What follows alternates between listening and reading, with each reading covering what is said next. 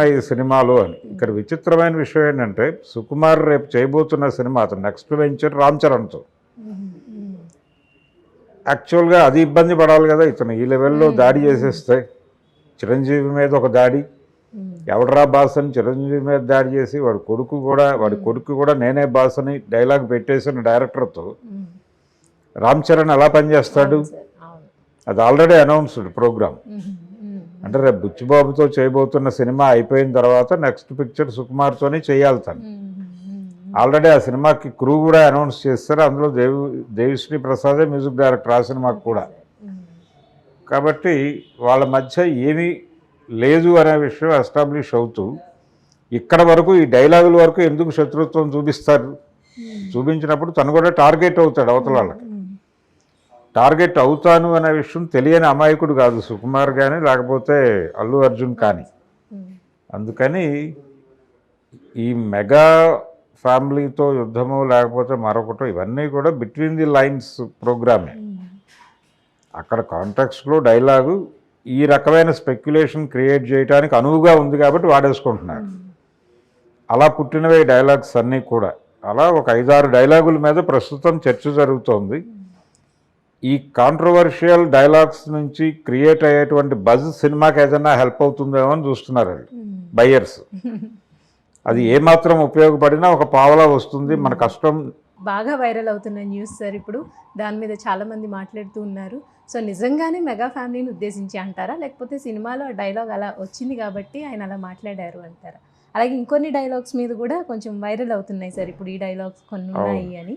So దాని గురించి మీరు చెప్పండి. అంటే ఈ సినిమా ఓపెనింగ్లోనే ఒక పోర్ట్ అధికారులతో యుద్ధంతో మొదలవుతుంది సినిమా.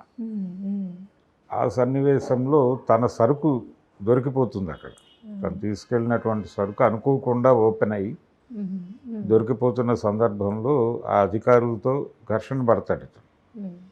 ఈ ఘర్షణ పడ్డప్పుడు మా బాస్ వస్తాడు, అతను వచ్చి డిసైడ్ చేస్తాడని అక్కడ ఒక అతను మాట్లాడితే అక్కడ అతనికి కౌంటర్గా చెప్పే డైలాగ్ ఇది. ఎవడరా బాస్, ఎవడికిరా బాస్ అని చెప్పి అంటూ దాని ఎక్స్టెన్షన్లో ఆ బాస్కే కాదు వాడి కొడుక్కి వాడి తమ్ముడికి కూడా నేనే బాస్ని అంటాడు. ఇది ఈ బిట్వీన్ ది లైన్స్ ఎవరై ఉండొచ్చు అనేది. అంటే ప్రతి డైలాగ్ని ప్రస్తుతం దాన్ని చిత్రిక పట్టి జాగ్రత్తగా పరిశోధన జరుపుతున్నారు. ఒక రీసెర్చ్ ప్రోగ్రాం నడుస్తోంది ప్రపంచంలో. ఇప్పుడు ఎలా తయారైందంటే పరిస్థితి, ఎవరి ట్విట్టర్ అకౌంట్లో నుంచి అయినా ఎవరైనా సరే, లేదు ఎవరి సోషల్ మీడియా ఎనీ ప్లాట్ఫామ్ వాళ్ళ అకౌంట్లో నుంచి ఎవరినైనా అన్ఫ్రెండ్ చేసినా, లేదు డిలీట్ చేసినా, లేకపోతే వేరే వాళ్ళతో తాను దిగినటువంటి ఫోటో డిలీట్ చేసినా, అది ఏ కారణం చేత చేసినా కానీ ప్రపంచం వెంటనే వాళ్ళిద్దరి మధ్య ఏదో గొడవ ఉంది అనేది ఒక కథనం రాసేయటం అనేది మొదలైపోయింది. అంటే న్యూస్ కుకింగ్ అనేది పెరిగింది. వార్త అనేది అది ఒక ఇన్సిడెంట్ జరిగితే దాన్ని రిపోర్ట్ చేయటం కాదు, మనమే పరిశోధించి వార్తలు తయారు చేయటం అనే కార్యక్రమం మొదలైపోయిన తర్వాత ఇవన్నీ కూడా వీటన్నిటి మీద ఒక జర్నలిస్టిక్ నిఘా నేత్రాలు మొదలైనవి. ఈ నిఘా నేత్రాలు మొదలైనటువంటి క్రమంలోనే బిట్వీన్ ది లైన్స్ స్టోరీస్ కూడా వచ్చేస్తున్నాయి మనకి. ఇతను ఈ మాట ఇక్కడ ఎందుకు మాట్లాడి ఉంటాడు అనేది ఒక కథనానికి ప్రాతిపదిక. ఉదాహరణకి మొన్న మట్కా సినిమా ప్రీ రిలీజ్ ఈవెంట్లో వరుణ్ తేజ్ మాట్లాడుతూ నా అభ్యున్నతికి మా పెదనాన్నగారు అలాగే పవన్ కళ్యాణ్ కారణం, వారే నాకు ప్రేరణ, వారికి ఎప్పుడూ కృతజ్ఞుడనై ఉంటాను అని చెప్పాడు ఒక మాట. అక్కడ వరకే కాంటెక్స్ట్, అంతకుమించి ఏమీ లేదు. అతను ఎవరిని విమర్శించలేదు, ఎవరిని ఇంకెవరినో బయట వాళ్ళని లింక్ చేస్తూనో ట్యాగ్ చేస్తూనో మాట్లాడలేదు. చాలా ఓపెన్గా తన ఫ్యామిలీలో తనకి ఇన్స్పిరేషన్ ఎవరి ద్వారా ఈ ఇండస్ట్రీకి వచ్చాను అక్కడ వరకు చిన్న ప్రవర లాంటిది చెప్పుకున్నాడు అతను. అది దానిలో బిట్వీన్ ది లైన్స్ వెళ్ళి కాన్షియస్గా అతను అల్లు అర్జున్ని టార్గెట్ చేస్తూ ఆ మాట చెప్పాడని, అంటే నేను కృతజ్ఞుడిగా ఉంటాను అని చెబుతూ బన్నీ అనేవాడు వీళ్ళ పేర్లు ప్రస్తావించటం లేదు, చిరంజీవి గారి పేరు కానీ లేకపోతే పవన్ కళ్యాణ్ పేరు కానీ ప్రస్తావించకుండా ఆయన సినిమా తాలూకా ప్రీ రిలీజ్ ఈవెంట్లు ఇవన్నీ జరిగిపోతున్నాయి. తను కూడా పర్సనల్గా ఎక్కడ వాళ్ళ పేర్లు మాట్లాడటం లేదు కాబట్టి వాళ్ళ ద్వారానే వచ్చాడు అతను. కాబట్టి అతను వాళ్ళ పేర్లు మాట్లాడటం లేదంటే అతను కృతజ్ఞుడు అని ఒక స్టాంప్ వేసి అతను అనని మాటలు అన్నట్టుగా వరుణ్ తేజ్ అనలేదు, అతను అన్నది వేరు, కానీ బిట్వీన్ ది లైన్స్ వాటి ద్వారా డిరైవ్ చేసి ఈ అర్థాన్ని దానికి ఆపాదించి ప్రపంచంలో ప్రచారంలో పెట్టేస్తున్నారు.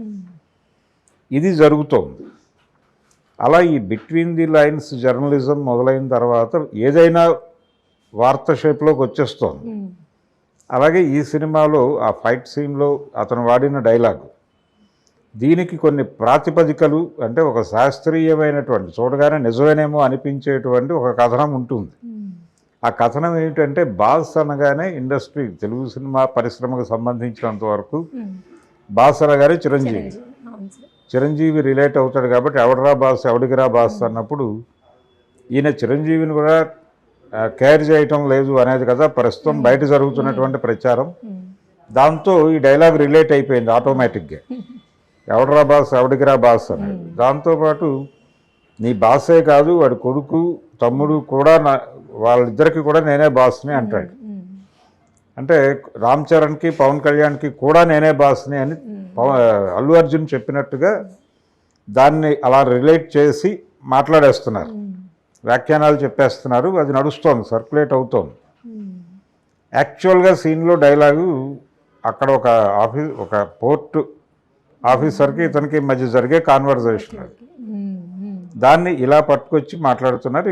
దానిలో ఇంకా చాలా అలాంటి డైలాగులు చాలా, అవన్నీ కలగలిసి పొలిటికల్ డైలాగ్స్ ఉన్నాయి ఈ సినిమాలో అని. ఇక్కడ విచిత్రమైన విషయం ఏంటంటే, సుకుమార్ రేపు చేయబోతున్న సినిమా అతను నెక్స్ట్ వెంచర్ రామ్ చరణ్తో. యాక్చువల్గా అది ఇబ్బంది పడాలి కదా, ఇతను ఈ లెవెల్లో దాడి చేసేస్తే చిరంజీవి మీద ఒక దాడి, ఎవడరా బాస్ అని చిరంజీవి మీద దాడి చేసి వాడి కొడుకు కూడా నేనే బాస్ అని డైలాగ్ పెట్టేసిన డైరెక్టర్తో రామ్ చరణ్ ఎలా పనిచేస్తాడు? అది ఆల్రెడీ అనౌన్స్డ్ ప్రోగ్రామ్. అంటే రేపు బుచ్చిబాబుతో చేయబోతున్న సినిమా అయిపోయిన తర్వాత నెక్స్ట్ పిక్చర్ సుకుమార్తోనే చేయాలి తను. ఆల్రెడీ ఆ సినిమాకి క్రూ కూడా అనౌన్స్ చేస్తారు. అందులో దేవిశ్రీ ప్రసాదే మ్యూజిక్ డైరెక్టర్ ఆ సినిమాకి కూడా. కాబట్టి వాళ్ళ మధ్య ఏమీ లేదు అనే విషయం ఎస్టాబ్లిష్ అవుతూ, ఇక్కడ వరకు ఈ డైలాగుల వరకు ఎందుకు శత్రుత్వం చూపిస్తారు? చూపించినప్పుడు తను కూడా టార్గెట్ అవుతాడు అవతల వాళ్ళకి. టార్గెట్ అవుతాను అనే విషయం తెలియని అమాయకుడు కాదు సుకుమార్ కానీ లేకపోతే అల్లు అర్జున్ కానీ. అందుకని ఈ మెగా ఫ్యామిలీతో యుద్ధము లేకపోతే మరొకటో ఇవన్నీ కూడా బిట్వీన్ ది లైన్స్ ప్రోగ్రామే. అక్కడ కాంటెక్స్ట్లో డైలాగు ఈ రకమైన స్పెక్యులేషన్ క్రియేట్ చేయడానికి అనువుగా ఉంది కాబట్టి వాడేసుకుంటున్నారు. అలా పుట్టినవే డైలాగ్స్ అన్నీ కూడా.